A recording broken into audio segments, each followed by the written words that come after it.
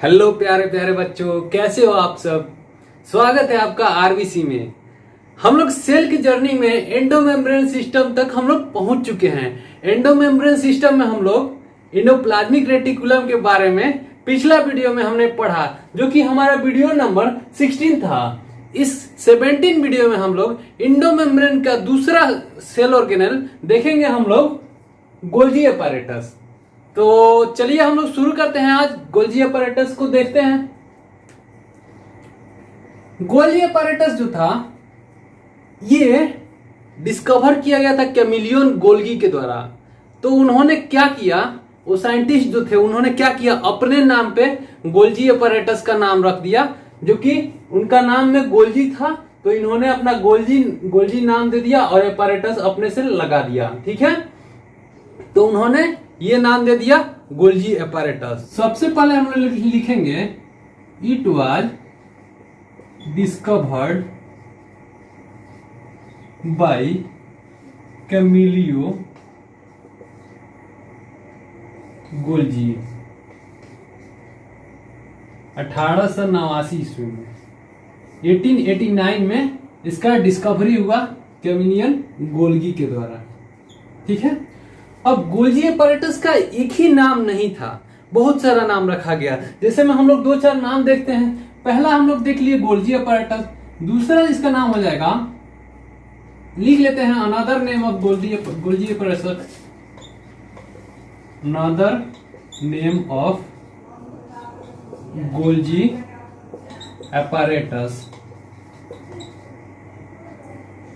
और पहला नेम इसका हो जाएगा गोल्जी बॉडी। गोल्जी बॉडी के भी नाम से बुलाते हैं, गोल्जी कॉम्प्लेक्स के भी नाम से बुलाते हैं।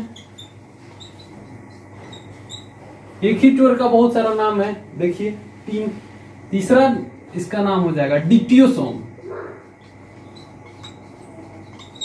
डिक्टियोसोम हम कब किस केस में हम लोग नाम दे सकते हैं, प्लांट की गोल्जी बॉडी को हम लोग क्या नाम देते हैं, डिक्टियोसोम। जो कि हम लोग सेल स्ट्रक्चर के बारे में जब हम लोग पढ़ रहे थे तो उसमें हम लोग डिस्कस किए थे कि डिक्टियोसोम प्लांट के केस में नाम देते हैं प्लांट गोल्जी बॉडी। प्लांट की गोल्जी बॉडी को हम लोग क्या बोलते हैं, डिक्टियोसोम। और चौथा नाम हो जाएगा आपका लाइपोकोन्ड्रिया।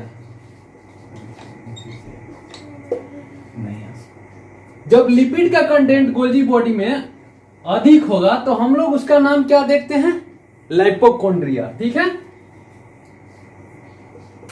मोर लिपिड।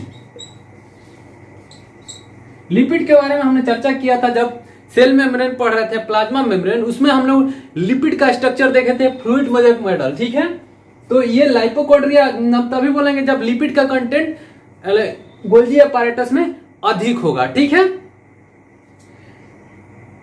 अब ये जो होता है गोल्जी अपैरेटस, ये भी 3 कॉन्स्टिट्यूएंट पार्टिकल इसके होते हैं 3। ठीक है, जैसे में हम लोग एंडोप्लाज्मिक रेटिकुलम में जैसे देखा था, ठीक उसी तरह सेम इसमें भी होता है। ठीक है, इट इज फॉर्म्ड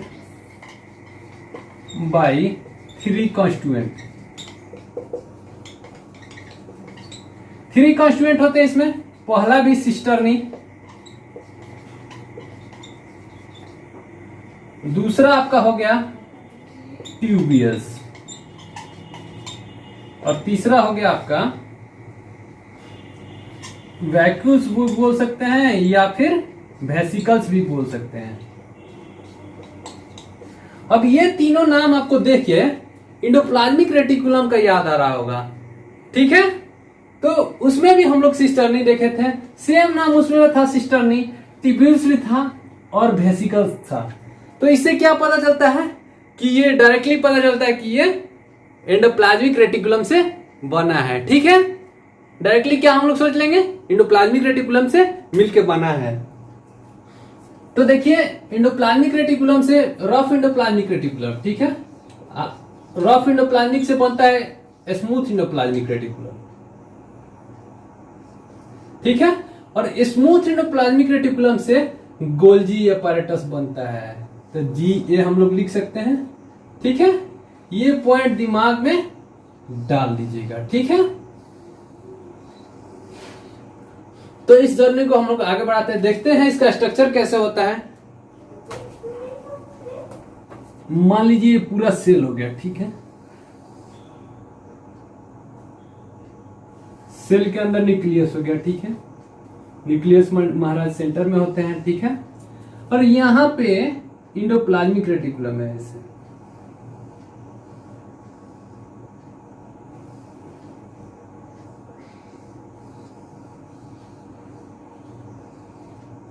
ठीक है, ये हो गया endoplasmic reticulum, rough endoplasmic reticulum.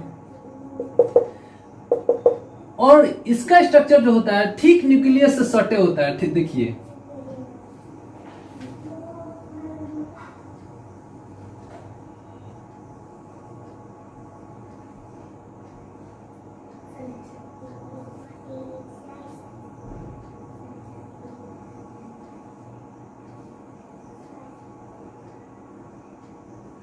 ठीक है, क्लियर आपको दिख रहा होगा।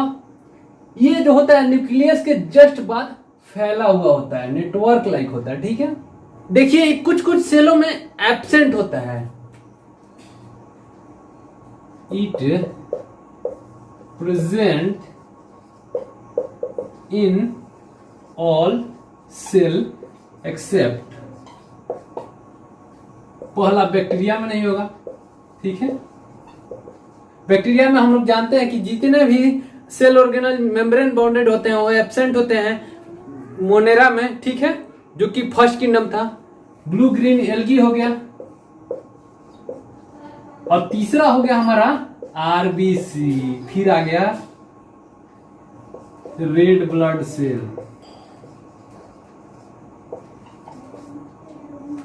रेड ब्लड सेल में न्यूक्लियस एब्सेंट होता है। न्यूक्लियस जब एब्सेंट होगा तो जाहिर सी बात है ये भी एब्सेंट होगा। एंडोप्लाज्मिक रेटिकुलम एब्सेंट होता है, और जब एंडोप्लाज्मिक रेटिकुलम एब्सेंट होता है तो एंडोमेम्ब्रेन सिस्टम खत्म, ये वाला भी एब्सेंट होगा।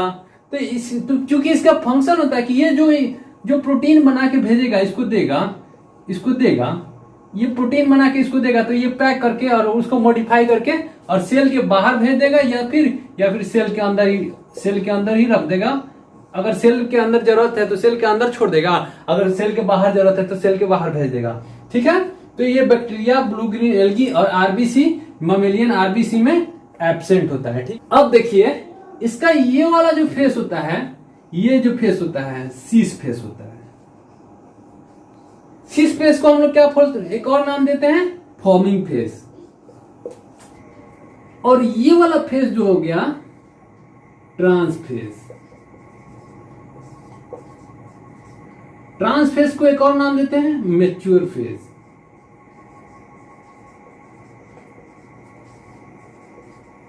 ठीक है, देखिए हम इसको पूरी तरह से क्लियर कर देते हैं आपको। सिस फेस जो होता है ये न्यूक्लियस के तरफ मुंह खोल के खड़ा रहता है। ये वाला पोर्शन जो होगा न्यूक्लियस के तरफ मुंह खोल के ऐसे खड़ा रहेगा। देखिए ये जो प्रोटीन बना के भेज दिया, ठीक है, यहां पे आ गया। इसका काम क्या था, प्रोटीन बनाना। ये एमआरएनए सिंथेसाइज करेगा, इसको डिसीजन देगा कि इस तरह का प्रोटीन चाहिए। ये यहां बना के भेज दिया। बनाने के भेजने के बाद पैकेजिंग का काम इसका होता है। ठीक है, इसके पास आया, ये मुंह खोल के खड़ा है, अंदर चला जाएगा इसके। अब ये क्या होगा, यहां से पैक होके ऐसे बाहर निकल जाएगा। ठीक है, ऐसे, ठीक है, मैच्योर होके बाहर निकलेगा।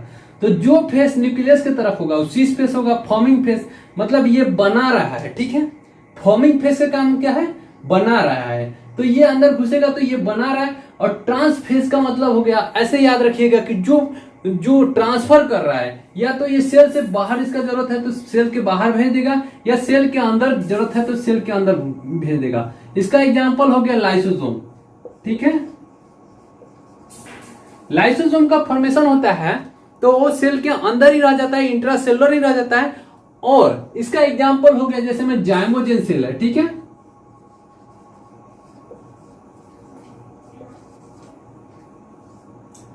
जाइमोजेन सेल क्या सिक्रीट करता है, हमारे शरीर में प्रोटीन को तोड़ने वाला एंजाइम सिक्रीट करता है जिसे, ठीक है। तो जाइमोजेन सेल इसका एग्जांपल है कि जो एक्स्ट्रा सेलुलर भेज देता है, और लाइसोसोम एग्जांपल हो गया जो ये बनाने के बाद इंट्रा सेलुलर ही रख देता है, ठीक है। तो आइए इसका फंक्शन देखते हैं हम लोग। इसका मेन फंक्शन है packaging and secretion of material either inside or outside the cell, या तो सेल के अंदर ही छोड़ देगा जैसे में हम लोग देखा लाइसोसोम, और या फिर सेल के बाहर छोड़ देगा जैसे में हम लोग जाइमोजेन में सेल में हम लोग देखे थे कि जो कि प्रोटीन के तोड़ने वाला एंजाइम रिलीज करता है, जो यही बनाता है, ये जो रफ एंडोप्लाज्मिक रेटिकुलम है वो प्रोटीन एंजाइम बनाता है और ये इसको मॉडिफाई करके भेज देता है सेल के बाहर, ठीक है। दूसरा फंक्शन हो गया आपका it provides vesicles through which secreting substances, enzyme, protein, carbohydrate, etc. are packed. ये वेसिकल प्रोवाइड करता है, जैसे पॉलीथीन में पैक करके कोई भी चीज हम लोग कहीं भी ले जाते हैं ना, ठीक उसी तरह ये पॉलीथीन का काम, पॉलीथीन प्रोवाइड करने का काम करता है, जो कि वेसिकल के रूप में होता है, ठीक है। ये कोई भी यहाँ पे आएगा सब्सटेंस, तो ये क्या करेगा, इसको पॉलीथीन प्रोवाइड करेगा, यहाँ से इसका जो मेम्ब्रेन होगा, इसका मेम्ब्रेन, ठीक है, ये टूट के यहाँ से, ये ट्रांसफेस से यहाँ से टूटेगा, ठीक है, यहाँ से टूट के और ये पैक कर देगा और ये बाहर निकाल देगा, ठीक है। इसीलिए इसका जो ट्रांसफेज का जो ये मेम्ब्रेन होता है, ये हमेशा रिपेयर होता है, रिन्यू होते रहता है, ठीक है। तीसरा फंक्शन हो जाएगा इसका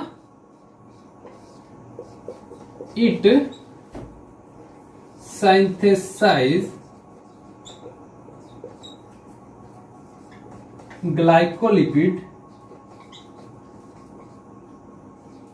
and glycoprotein.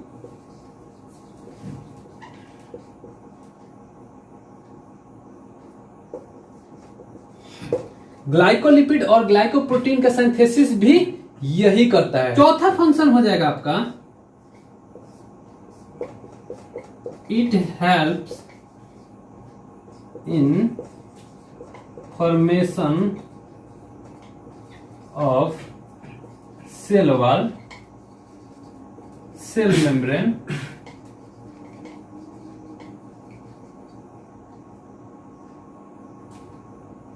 And other membrane.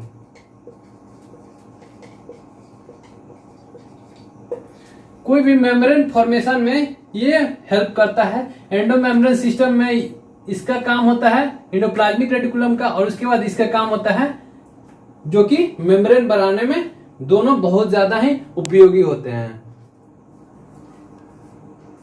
पांचवा इसका इंपॉर्टेंट फंक्शन है formation of acrosome during sperm formation. जब मेल स्पर्म फॉर्मेशन होता है, स्पर्म का स्ट्रक्चर कुछ इस तरह होता है,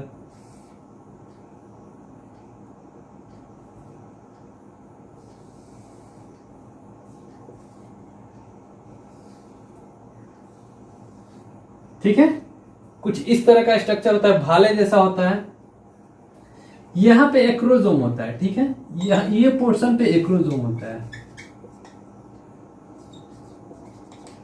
तो ये एक्रोसोम बनाने का काम कौन करता है?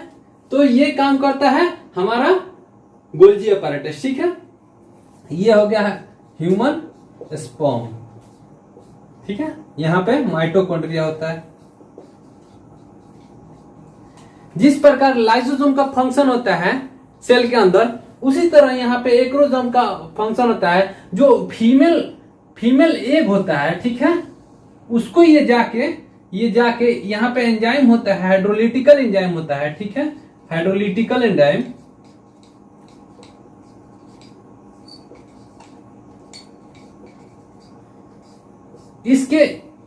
इसके माथे में यहाँ पे हाइड्रोलिटिकल एंजाइम भरा होता है। ठीक है, यहाँ पे ये जाके यहाँ पे इसका मेम्ब्रेन बहुत टफ होता है। ठीक है, एग का जो होता है, फीमेल एग का जो मैच्योर एग होता है, उसका ये मेम्ब्रेन जो होता है बहुत टफ होता है। ठीक है, इसको तोड़ना पड़ता है।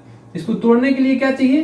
तो एकदम हार्ड एंजाइम चाहिए, जो कि हमारा हाइड्रोलिटिक एंजाइम काम कर देता है।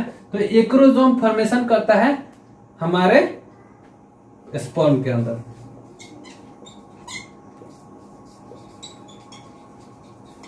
ठीक है, तो ये था हमारा गोल्जी अपैरेटस का फंक्शन। इसे आप नोट कर लीजिए या फिर स्क्रीनशॉट ले लीजिए। अगले वीडियो में हम लोग एंडो मेम्ब्रेन सिस्टम के अगले टॉपिक को देखेंगे, जो कि हमारा लाइसोसोम होगा। और ये हमारा खत्म हो गया गोल्जी अपैरेटस। तो इस वीडियो में इतना ही, मिलते हैं अगले वीडियो में। तब तक ले अगर आपको मेरा पढ़ाना पसंद आया हो तो वीडियो को लाइक करें और दोस्तों में शेयर करें, और चैनल को सब्सक्राइब करना ना भूलें, और बेल आइकन जरूर दबाएं ताकि सबसे पहले आपको नोटिफिकेशन मिले। शुक्रिया, धन्यवाद, मिलते हैं अगले वीडियो में।